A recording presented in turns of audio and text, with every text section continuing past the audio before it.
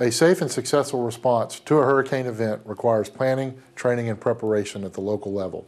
If your jurisdiction has been impacted by a hurricane in the past, or you're located in a possible hurricane impact area, it's important that you prepare for this type of event.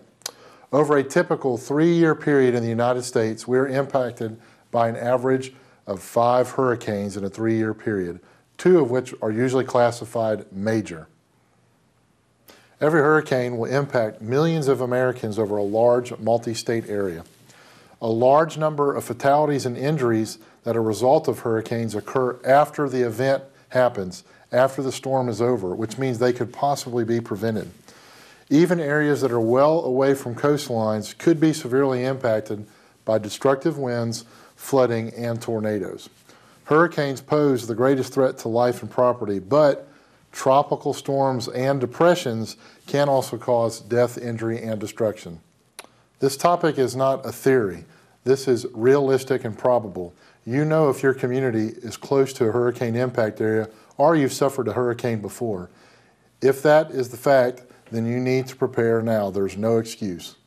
We find that a lack of planning and preparation on the behalf of communities due to the expectations of state and federal resources showing up very quickly to assist you can lead to planning problems and issues. This is not always the case. State and federal assistance could take hours, days, and even weeks in some cases to arrive at your disaster area. Long before the arrival of these state and federal agencies, you will be the only boots on the ground of your event. It's very important to remember that all local and regional disaster plans advise us that there will be no federal assistance starting 72 hours or longer. There are several obvious hazards from a hurricane, and these include storm surges. A storm surge is the level of water increasing up to 20 feet high. These can span hundreds of miles in length and can travel several miles inland. Heavy rainfall. Storms produce rain in excess of 6 or more inches of rain, and this can result in deadly flooding, up to including flash flooding in your community. Also, inland flooding. This can take place hundreds of miles from coastal impact areas, and this can focus on rivers, streams, and creeks also. One recent example of this, in landlocked Vermont, there were 3 fatalities as a result of inland flooding. Obviously, high winds can be a danger. These are tropical storm force winds that are very dangerous and destructive. Winds of 74 miles per hour can destroy buildings and other structures. This is called the Saffir-Simpson hurricane wind scale. Tornadoes, hurricanes, and tropical storms and depressions can produce tornadoes. And rip currents. This is the strong wind of hurricanes creating dangerous waves that can impact your community. Any or all of these hazards could impact your community at the same time as a result of a hurricane.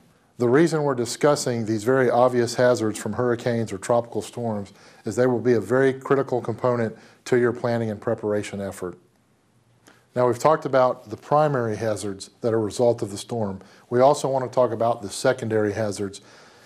Number 1, long-term and extensive power outages in your community, which includes the hazard of downed power lines, can lead to lots of different issues. Contamination of water supplies, flooded sewage treatment facilities, and even dam failures can all be a result, which can lead to public health emergencies. Structural collapse and other infrastructure damage can occur.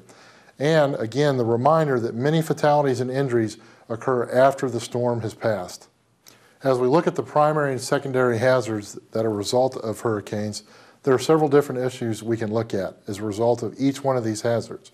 Number 1, your power may be out for days, weeks, and even months after the storm. You may have no cell phones, landline telephones, or any communications for a long time after the event. And even such things as dirty water and sewage spill can lead to public health emergencies in your community. With any severe weather event, a watch means weather conditions are favorable for hazardous weather to occur, including hurricanes. For hurricanes, this means hurricane conditions within the next 24 to 36 hours for a watch. A warning means hazardous weather is imminent. It is either occurring or is about to occur. For hurricanes, a warning means that weather or hurricane conditions are expected in 24 hours or less to impact your community. There are several different types of watches and warnings specifically related to hurricanes that will occur within this time frame. The National Hurricane Center issues public advisories, forecast advisories, and storm probabilities. These provide detailed information on the storm impact path and track. Your local National Weather Forecast Office issues hurricane local statements, which gives very specific details on how the storm will impact your area.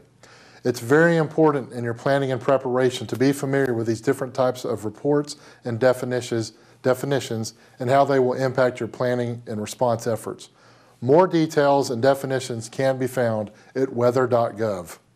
It's important that you recognize these valuable weather planning tools are available to you through the National Hurricane Center and the National Weather Service.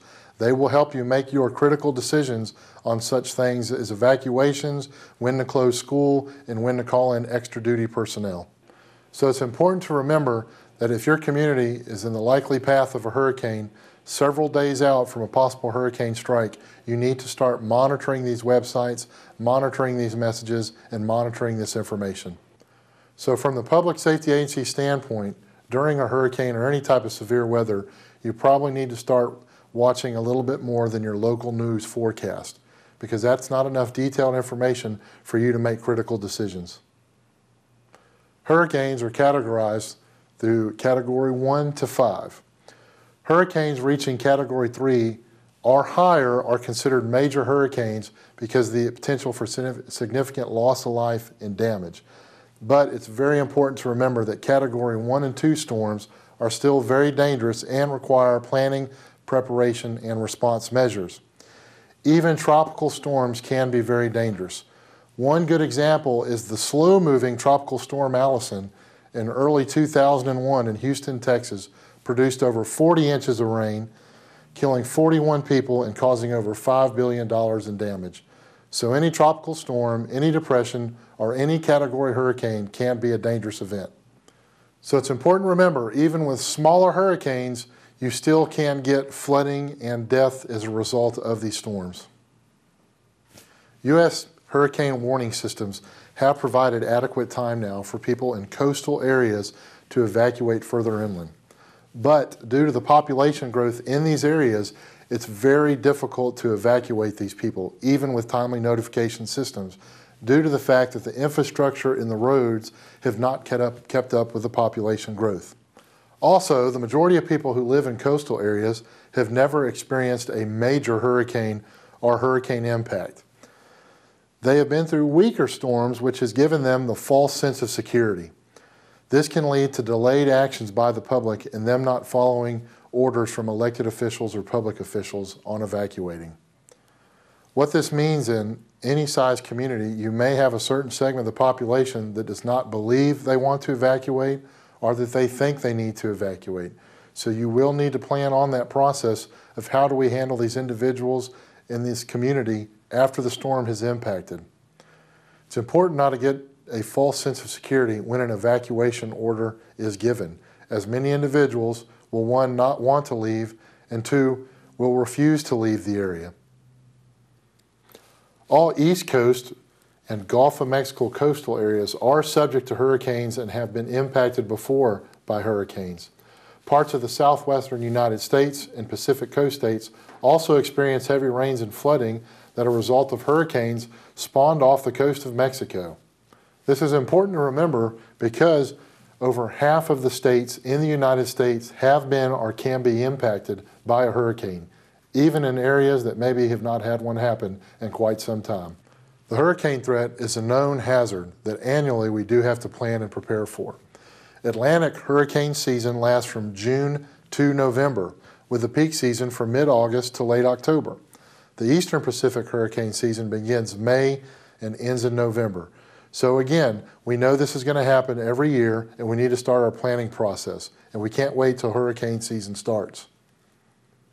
It's very important as a public safety official to stay informed when planning and preparing for a possible hurricane strike. It's important to start monitoring and tracking possible hurricane impacts up to 7 to 5 days out, if possible, once notification has been given. Once you've been given notification of a possible hurricane impact, it's important to start planning in your community, because some of these decisions are made several days out, including evacuations, calling in additional resources. Now, with hurricanes 5 or 7 days out, we may not know a clear path or probability of impact, but it's still very important in your community to start planning and discussing as soon as possible. At this point, it's very important to remember that you need to be monitoring weather conditions, keeping an eye on the horizon, and communicating with your local and/or state emergency management officials. This is part of the emergency management process to network and bring everybody together. Communicating with your emergency management officials will give you access to timely and detailed information and developments.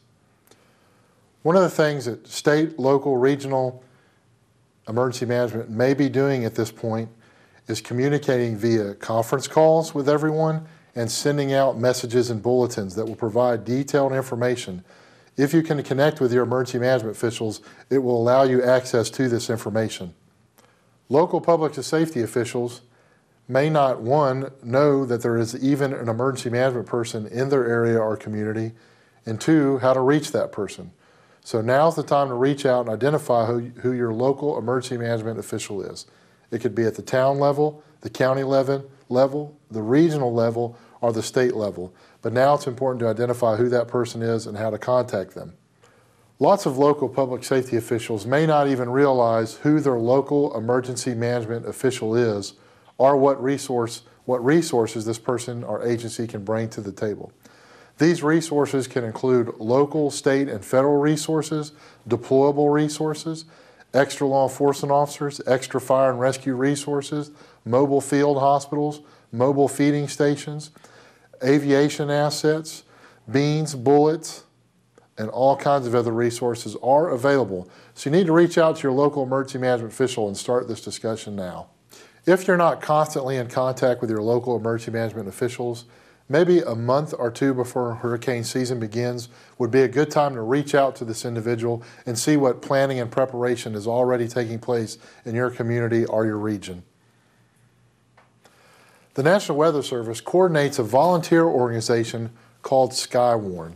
This is an organization of over 290,000 trained severe weather spotters. Skywarn spotters provide essential information to the National Weather Service on all types of weather hazards, including hurricanes. Their primary goal is to spot, identify, and report local severe weather conditions. They have courses that are available at no cost to future Skywarn members. This covers storm development, storm structures, identifying potential severe weather, information reports, how to report that information, severe weather safety, etc. Training is open at no cost to local public safety personnel. Please check with your local National Weather Service forecast office for additional information on the Skywarn program. The Skywarn program is very important to your public safety agency since it provides severe weather training to your staff at no cost, connects you with the National Weather Service since they provide the training, and allows you to provide real-time, boots-on-the-ground information to the National Weather Service during a severe weather event like a hurricane. This may provide your volunteers or paid personnel a volunteer opportunity to help out in the community. Another way to ensure that your community is prepared is a National Weather Service program called Storm Ready. This is a nationwide, no-cost program that helps community leaders and emergency managers strengthen your local severe weather safety programs and receive a nationally recognized certification. Storm Ready develops recognition criteria for your community based on 6 guidelines, including communications, information reception, hydrometeorological monitoring, local warning dissemination, community preparedness, and the administrative operations. This is a certification process that your community will go through at no cost that will help you be prepared. Please check with your local National Weather Service forecast office for additional information on the Storm Ready program. The Storm Ready program is important to your agency since it allows you the opportunity to conduct facilitated severe weather planning with your key partnering agencies, other public safety agencies, elected officials, and others. Also, the Storm Ready certification will establish that you are very serious about severe weather planning and preparation in your community. Also, it may impact your community insurance rating in a positive way. By signing up your community for the Storm Ready program, commits you to conducting planning and preparation for severe weather that may otherwise fall through the cracks. Sometimes this planning can be difficult due to all the different agencies and individuals that need to be involved in hurricane planning. So it's very important to network and communicate with all these agencies. In most communities, you may not even know who these agency representatives are. Now would be the time to identify these individuals and introduce yourself to them. 24 hours before hurricane landfall is not the time to try to communicate with these other critical agencies. All the different agencies involved in hurricane planning and preparedness are focused on two key issues: life safety and incident stabilization. Planning and interagency cooperation are critical to having a successful response to any type of critical incident, including a hurricane. The planning efforts never end for this type of event. This is an annual event, and we recognize that, and now's the time to reach out to these other agencies. In many communities, it's been very difficult to conduct hurricane planning and preparedness activities in the past. But as the impact of each storm seems to increase each year, this provides an excellent opportunity to work with your community partners in developing a hurricane response plan. Two issues that have led to the storms having more of an impact on each community is the population growth in coastal areas and the public's growing reliance on infrastructure such as phones, internet, and power. Hurricane weather has impacted every type of community out there: suburban, rural, metro, and all others. Also, if you've not had a hurricane type of event in the past 30 or 40 or 50 years, does not mean that it could not happen the next hurricane season. Planning and preparation is the key to any severe weather type incident, and that includes having a clear idea of your actions before the incident occurs. If you live in a coastal area, it is not a matter of if, but when you could have a hurricane landfall. The first step in your planning and preparation is a review of your agency's guidelines and procedure when responding to hurricanes and other severe weather incidents, if you even have a plan to address these topics. Also, as with any other emergency management planning process, it is a great idea to do a multi-agency exercise, either tabletop, functional, or full scale, to bring all the key agencies together and practice your plan. An exercise is a very low cost but effective tool in practicing and testing your hurricane plan. This can be done in a simple 1-hour tabletop exercise if that's all the resources and time that you have available to you. It's very important that your community has a hurricane-specific annex in your community all hazards, multi-hazards, or what we call disaster plan. This is the specific annex that addresses hurricane planning and preparation. Typically, hurricane plans follow a hurricane response schedule or phases, and we will discuss those phases. Each phase of the schedule allows a specific period of time and will identify those measures and activities that need to take place during that phase. This hurricane response schedule or phases will correspond to several different things, including days and hours before the estimated time of arrival of severe weather conditions in your community, your response during and after the landfall of the storm, and the termination of response operations where you go into what's called recovery operations. These phases can follow different types of standards, so you need to check with your state and local emergency management officials to see which system that you utilize. Here are some of the examples of the phases that we were talking about. The awareness level is 72 to 60 hours prior to the arrival of high winds in your community. During this time frame, we're going to be monitoring conditions and maintaining situational awareness of a possible hurricane landfall and making notifications to all our community partners. At this time, we're not sure of the hurricane track or path, but we can be notifying resources that we may need to put them on standby. Standby is 60 to 48 hours away from the arrival of high winds or storm surge activity. Also, the watch that we talked about may be issued during this time frame. We may have a better idea if our community is going to be impacted by the storm. We may be mobilizing resources at this point, activating our community emergency operations center, and taking other preparedness steps. During the response phase, at this point, we have pretty good certainty that we will receive some type of impact from the hurricane landfall. 48 hours before the arrival of high winds, all the way through the termination of the emergency phase will be your response. These are also the same, all the activities you're taking during the height of the storm. Also, the hurricane watches and warnings that we discussed will be issued within this 48-hour time frame. During the response phase, our Emergency Operations Center is up and running. We're communicating with our partners. We may be discussing or beginning evacuation procedures. We may have resources that are staged ready to go. During all the phases we discussed, you will be communicating with the public and sharing this information with them, including watches, warnings, and officials' information that you want to share with them. It's very important we keep the public informed. During the recovery phase, we'll begin termination of the emergency phase, and this could continue for days, weeks, and even months. At this point in time, we are trying to return the community back to normal. These were just some of the examples of the phases you can utilize in the planning process. What is important that you identify the specific phases you're going to use in your community's planning process. It's also very important that if you're developing some type of hurricane response plan, that your plan mirrors as much as possible the other local, regional, and state plans. Some of the considerations we'll have during standby and response phase, some of the key functions we need to look at conducting will be number one, ordering evacuations, which is a very important decision. Opening shelters or assisting evacuation from assisted living, nursing home, and hospital type facilities. Restricting or limiting access to certain areas. Curfews, closing schools, colleges, and other locations. Also, internal communications, sharing our information with our elected officials, department heads, key staff, and our Emergency Operations Center. Also, external communications, and that's going to be the media and public. If you have not already planned on how to conduct essential activities, such as evacuations, sheltering, and deploying resources, it may be too late if you're waiting just 24 hours before landfall. This drives home the point that planning is as much a part of our job as doing. To assist in this critical decision of evacuations, you'll need to research your specific jurisdiction's hazards and communicate with your local or state emergency management officials on evacuations.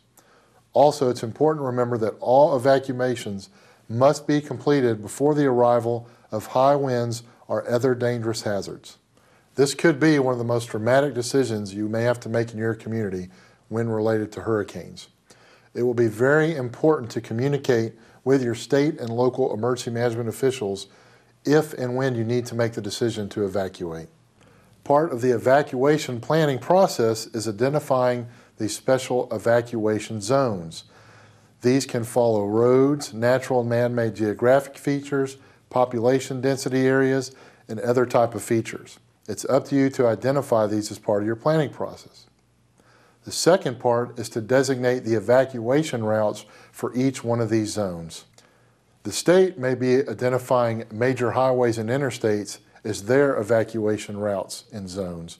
You need to look at your roads and secondary roads as your evacuation routes. Part of that evacuation planning process is estimating the number of people in each zone.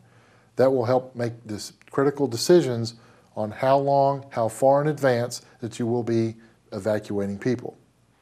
Also, the evacuees will need plenty of time to take care of personal and private matters, such as securing their houses, their businesses, their property, taking care of their pets, and other items. Address specific evacuation activities, such as your special needs populations, populations that rely on public transportation, your hospitals, and other locations through this planning process. If you have locations such as hospitals, nursing homes, assisted living facilities, and other special need type locations, it's very critical and important that you reach out to those locations now and start your planning process. A lot of these type of facilities and locations are required to have some type of plan in place to evacuate. But at the end of the day, it's probably still going to be on local government to have to try to help and evacuate these individuals. It's very important that you contact your local or regional emergency management official, as your emergency management officials may already be involved in this hurricane planning process and can provide you with a wealth of information and tools to utilize in your planning process. There may already be a disaster plan in your community, so it's very important, one, find out if that plan exists, and two, what information is that plan. These plans are typically referred to as an all-hazard or multi-hazard plan. Again, it's important that you reach out to your local emergency management contact because they may be the ones responsible for maintaining that plan. Also, you want your plan to mirror your regional or county emergency management plan. A hurricane is definitely a multi-agency, multi-tiered response, and it will require the incident command system and the multi-agency unified command as the organizational system that you'll need to utilize to manage any type of hurricane or other severe weather incident. ICS will need to be identified in your plans as the management system you're going to utilize during one of these responses. If you live in a possible hurricane impact zone, one of the easiest and simplest steps you can take is to conduct ICS training at your local level, because ICS will be a valuable tool in planning and managing the hurricane response. Another important step that you can take in your community is to conduct exercises, tabletops, functional drills, and full-scale drills to test your community's response plan. Again, this is a very easy and simple process. Easy, simple steps that you can take is to conduct some type of exercise. Many officials are under the impression that exercises are lengthy, expensive, and very difficult to conduct. These exercises can be done as simple as 1 or 2 hours with a few key officials. Also, a lot of the officials that are identified in your crisis plans may not even know that they are involved in the hurricane response. So conducting these exercises will bring in elected officials, other agencies, and let them know what their roles and responsibilities are during a hurricane response or any other critical incident. There is specific severe weather and hurricane training available to communities of all different sizes. This training is typically available through your local, state, or even the federal emergency management agency. Now, some of the training may last for days, some of the training may last a few hours. It's up to your agency and jurisdiction to decide what's the best use of your resources and this training. But this is something you need to research and look into what options are available in your area and your state.